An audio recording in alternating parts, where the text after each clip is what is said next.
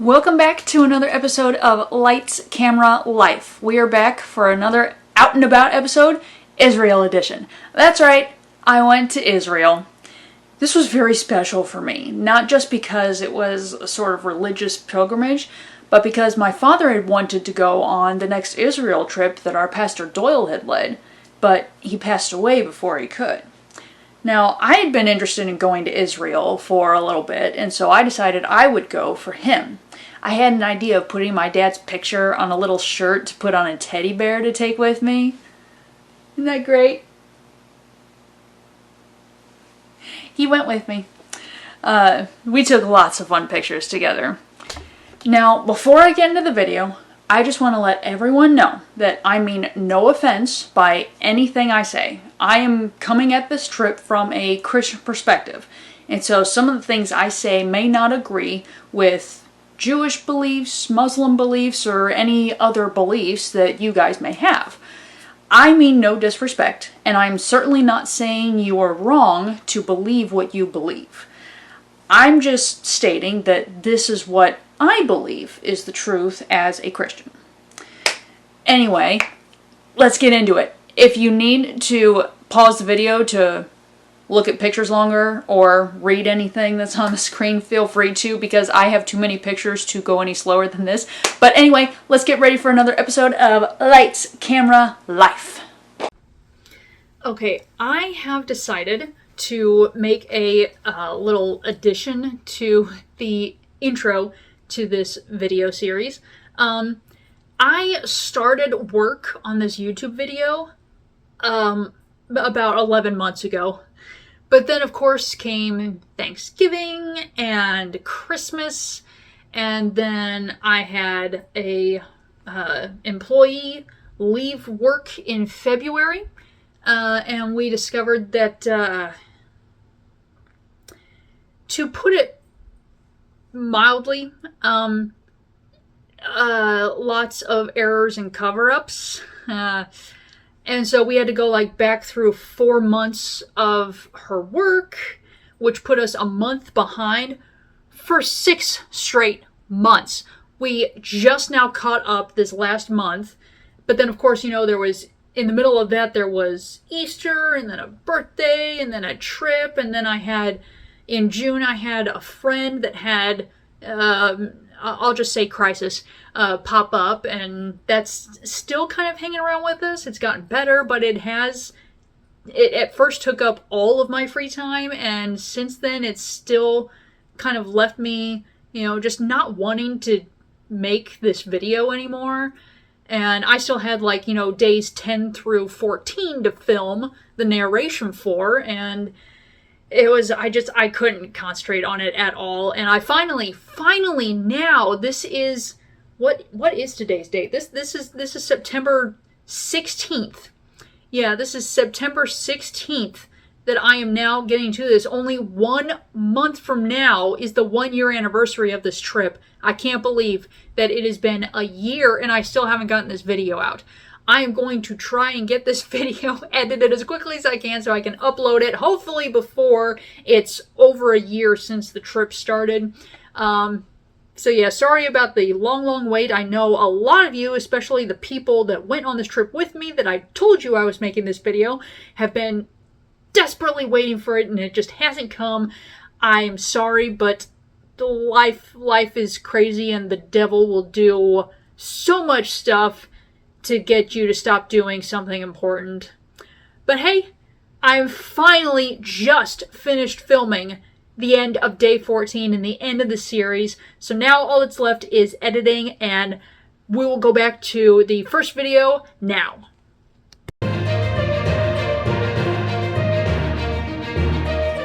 So our trip started very early on a Saturday morning, as we had to get up early to be at the airport at 4 a.m.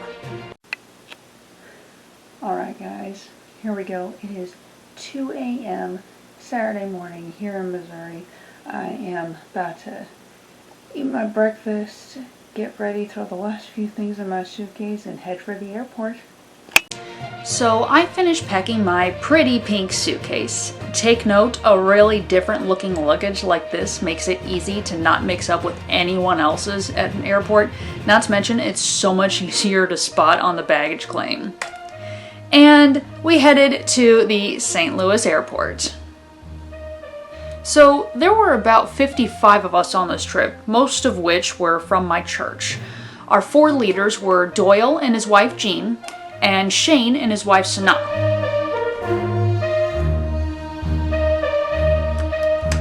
Shane and Sanaa used to live in Israel, so they're always a big help when talking with the locals and arranging things. Our first flight was to Toronto, so we had a small Air Canada Express plane, and we had almost the whole plane to ourselves. Here's us flying over Illinois at the crack of dawn.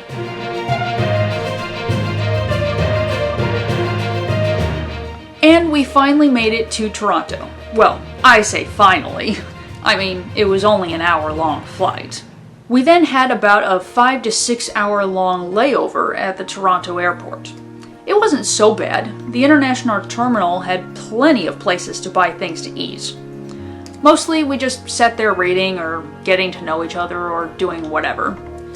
But before long, we were up in the air again. It was a 10-hour flight from Toronto to Tel Aviv. Doyle's plan was to keep us awake our first day in Israel so that our clocks would reset easier to the time change. And it worked, for the most part. I was trying to nap a little bit on the flight so we could be awake all day. It didn't work very well. I've never been able to sleep well on planes.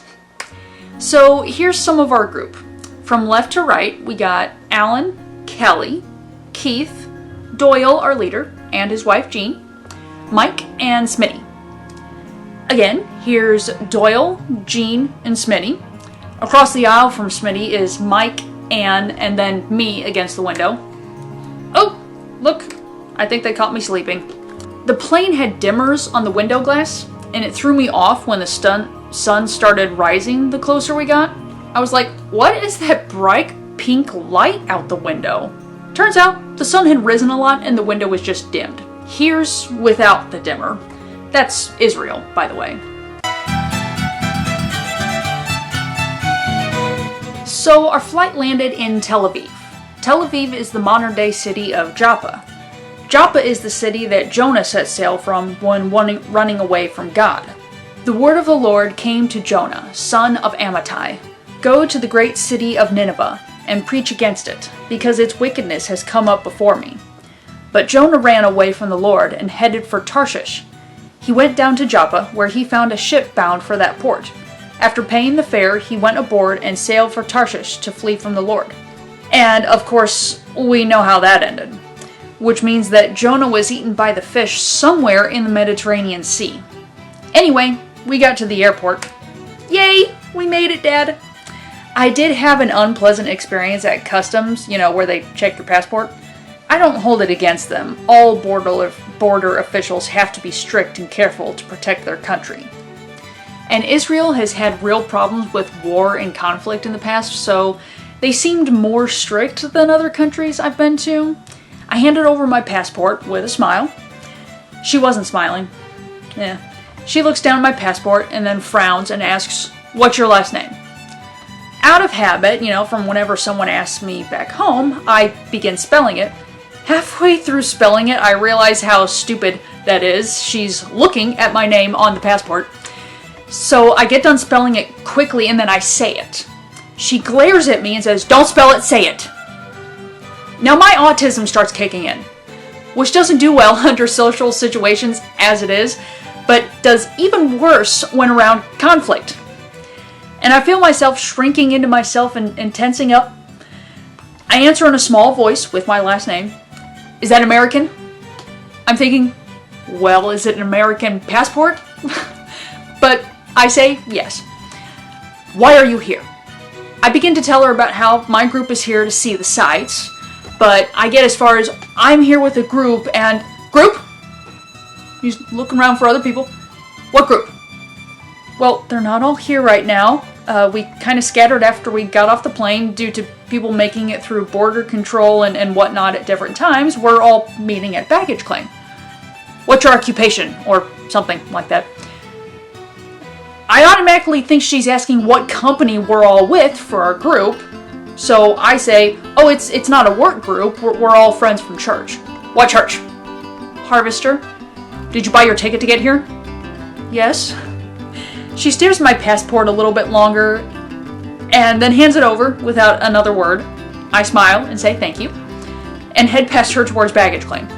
I'm so tense I could start hyperventilating at any moment. It took a little bit to calm down after that. Anyway, we all get our bags, meet up at the ATMs to get some shekels, and then head out to the bus. Our bus driver was Ahab. He was Shane's cousin, I believe they said. Oh, and that's Shane on the right, by the way. Ahab was a great driver for our group these 2 weeks. So our first stop on our first day was Caesarea. You would recognize it as Caesarea, because it's named after Caesar, but in Israel it's pronounced Caesarea. It's also on the coast, so we drove along the Mediterranean Sea on our way. Caesarea was one of the wonders of the ancient world. It was a magnificent city with stadiums, a theater, and running water. Its construction took place from 22 BC to 9 BC. Herod spared no expense in making it the greatest seaport in the world. The man was a genius, but unfortunately he was also a cruel, cruel human being. So we stop at Caesarea and do a little teaching. We didn't do much teaching on the trip because we'd been meeting every weekend for 2 months, so we would have more time to explore the sites when we were here. But we did stop every once in a while to refresh our memories or do scripture reading and prayer at the sites. This is the amphitheater. According to Josephus, it's the site of Herod Agrippa I's death. Then Herod went from Judea to Caesarea and stayed there. On the appointed day, Herod, wearing his royal robes, sat on his throne and delivered a public address to the people. They shouted, saying, "This is the voice of a god, not of a man." Immediately, because Herod did not give praise to God, an angel of the Lord struck him down, and he was eaten by worms and died. I know. Interesting, huh? Can you believe that event happened right here? The way this amphitheater was built, a person's voice is carried on the wind from the sea, and is easily heard throughout the whole theater. You can't see where it's placed in relation to the sea right now, but don't worry, you will. In Herod's day, the theater seated approximately 3,500 spectators. We stopped for a teaching moment where we read the Acts 12 scripture. Then we moved along further down the beach. This is alongside the amphitheater. These are pieces of Herod's palace when it was destroyed. Here's the other side of the black curtain at the back of the amphitheater stage. To the right there, that's the Mediterranean Sea. See how the bowl of the theater faces the sea? The winds coming off it carry the performer's voice to all the seats. So we were told to wear the clothes we would wear our first day in Israel onto the plane from St. Louis so we wouldn't have to worry about changing. I debated whether to wear pants, since it was cold back home and in Toronto, or to wear shorts and just suffer through the cold the first day of our travel. I went for pants. Big mistake. It was hot in Israel, which we knew it would be, but it was bearable most of the time. I don't know if it was just that day or if the coast at Caesarea was just hot, but I was miserable. You see, I suffered from a head injury when I was a kid, a fractured skull. It resulted in several different types of brain damage, namely amnesia and a damaged hypothalamus. So the hypothalamus is a part of the brain that does many things, but it helps regulate body temperature and the sleep-wake cycle. So not only do I sometimes have trouble with my sleep-wake cycle, but it affects my internal thermostat, so to say. I have about a 10-degree window in which my body is perfectly fine. That's from about 65 to 75 degrees Fahrenheit. Anything below 65, I get cold. Like goosebumps constantly cold. And I suspect I have Raynaud's, so my hands and feet go white and then purple because they're cold. And anything above 75, I run the risk of heat stroke. I have to be so careful with how long I'm in the sun, how much water I drink, etc. And this was the day I was closest to heat stroke, I think. So people kept claiming that the Bible couldn't be real, because there's no record that Pontius Pilate, who tried and condemned Jesus to crucifixion, had ever existed. Then, this stone plaque was found, indication that Pilate dedicated a temple in Caesarea to the Roman Emperor Tiberius. Now this is just replica. The real one is in the Israeli Museum in Jerusalem. Here is a Roman well apparently used for throwing spells inside. This is Herod's palace. The palace's central feature was a large pool cut into the soft rock of the peninsula, believed to have held fresh water.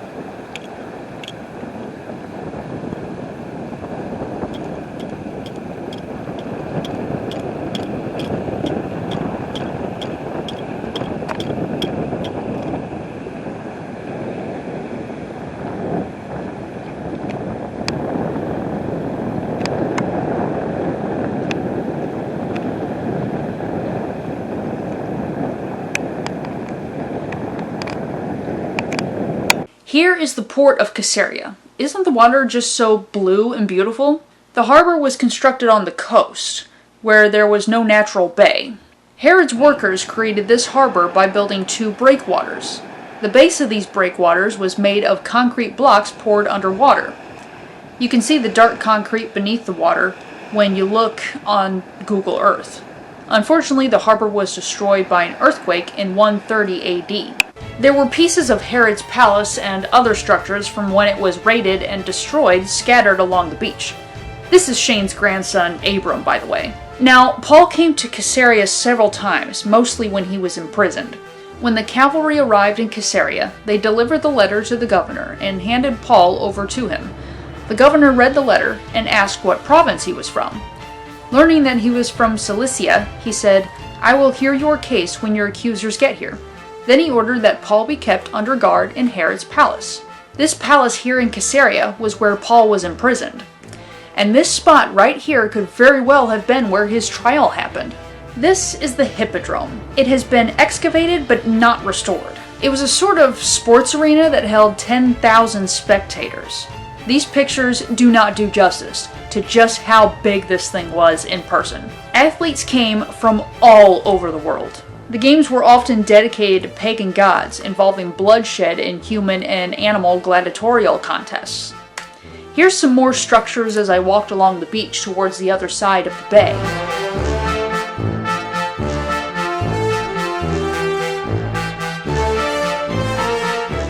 On the other side of the bay from the amphitheater is the Crusader city. It's built where the actual port of Caesarea was. The walls were built by King Louis IX of France. The moat, escarpment, citadel, and walls date from 1251 AD. This excavation, not the new-looking building in the middle, but the stuff on the sides, is fairly new. They just uncovered it in, I believe they said 2019. Here are several things they had displayed as you walked through the city. This is what I checked out while almost everyone else stopped for some ice cream at a shop there. Lucky me, I get more time to explore since I can't have ice cream. Maybe not so lucky me. Then we made our way out of the city, and therefore Caesarea. I'll just let you guys enjoy these for a moment. See the slit in the city's wall? That's for the archers who guard the city. We then hopped back on the bus and went just down the road to the Roman Aqueduct. Since there were no natural sources of fresh water in Caesarea, this aqueduct was built to provide fresh running water for the city and for Herod's palace. It collected water from springs on the slopes of Mount Carmel, which is 11 miles away. Our plan had been to eat a picnic lunch under the arches and then explore the aqueduct a little. But Doyle said we took too long at the last stop, so we had to scarf down our lunch and then get back on the bus. This turned out to be a good thing. I don't know if you could see it in the photos, but the wind had picked up and turned our sandwiches into literal sandwiches. You had to take cover under the arches, and even then you'd still find yourself crunching on a little sand. Shane and Sanaa's family had prepared this meal for us and met us there. And the best part? Sanaa comes over and hands me a package of gluten-free bread her family had bought. I can't believe they did that just for me. They are so nice. This is our chef. I am so sorry, I forgot his name. That's part of the retrograde amnesia I talked about earlier. You can just look it up for yourself, but long story short, one of its side effects is it affects the ability to turn short-term memory into long-term memory. So it takes a lot to get me to remember stuff. Unfortunately, this means that I don't remember all the names of the people that were on our trip. The ones I didn't interact with as much, their names kind of fell out of my head, so I'll just call this guy Chef. This is Tamer. He's, I believe, Shane and Sanaa's son-in-law? Nephew? Again, amnesia hits. But he lives in Israel and had visited them in America before COVID hit and got stuck here. So this was his first chance to get back home, and clearly he's excited to be back. Our next stop of the day was Mount Carmel. It's even further up north, not too far from the Mediterranean coast. This is where Elijah challenged Ahab. So Ahab sent word throughout all Israel and assembled the prophets on Mount Carmel. Elijah went before the people and said, "How long will you waver between two opinions? If the Lord is God, follow him, but if Baal is God, follow him." Then Elijah said to them, "I am the only one of the Lord's prophets left, but Baal has 450 prophets. Get 2 bulls for us. Let Baal's prophets choose one for themselves, and let them cut it into pieces and put it on the wood, but not set fire to it. I will prepare the other bull and put it on the wood, but not set fire to it. Then you call on the name of your God, and I will call on the name of the Lord. The God who answers by fire, he is God." They then called on the name of Baal from morning till noon. "Baal, answer us," they shouted. But there was no response. No one answered. They danced around the altar they had made. Midday passed, and they continued their frantic prophesying until the time for the evening sacrifice. But there was no response. No one answered. No one paid attention.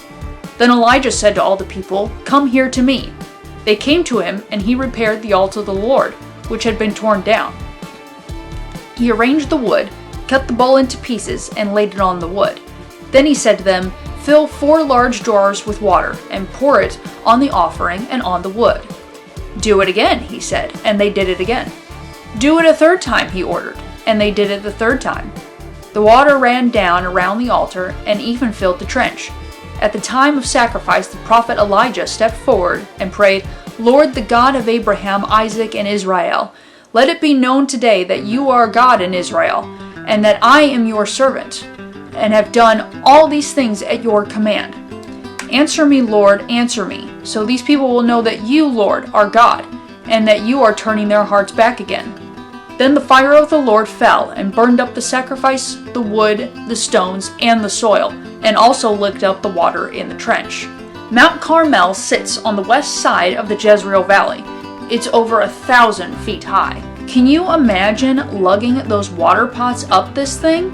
The name Carmel means God's vineyard, an appropriate name since Mount Carmel is the most heavily forested area in Israel. And you see that line of trees there? That's the Kishon River. That's the river Ahab's servants would have gotten the water from. So they'd have to march across the valley and up the mountain. We are so spoiled these days. We had a teaching moment where we read the story of Elijah and Ahab. Here's a tell. A tell is a large plateau where civilizations have built on top of each other. You build a city, it gets abandoned or destroyed, whatever. Another civilization comes along and builds another city on top of that, so on and so forth, until you have like 10 or more layers of civilization. This one just hasn't been excavated yet. Now for our final stop of the day, the hotel. We stayed at a hotel in Nazareth for about a week. It was called the Notre Dame Hotel, and it was pretty nice. Well guys, we finally made it to Nazareth. Oh, it was a quick flight to Toronto, it was a 5-hour layover, then it was a 12-hour flight to Tel Aviv, which was long, and I couldn't sleep, hardly any at all. And then we've had a very long, hot, exhausting day. First it was the Caesarea by the sea, Then we went over to the Roman Aqueduct. Then we went up to Mount Carmel. And now here we are. We are at the hotel. So excited to finally be able to sleep. Here was my first hotel room. We had an odd number of single gals for the trip, so Doyle got us together beforehand and told us to work it out, who we wanted to room with at each hotel we stayed at. But one person each time would be alone. I told them that I planned to film some narrative videos for YouTube in the room, and that because I'm autistic, I get overwhelmed with too much social interaction in one day, so getting a chance to unwind by myself in the hotel room each day so I can refuel for the next day would be absolutely fantastic. So I was rooming by myself the whole 2 weeks. It was perfect. I only got socially overwhelmed on maybe 2 days, and that is a record for me on a trip like this. Here is where we ate breakfast and dinner every day. This is in the basement of the hotel. It was just big enough for our group, so we got it to ourselves every meal time. So that is the end of day 1. Go check out my day 2. See you soon.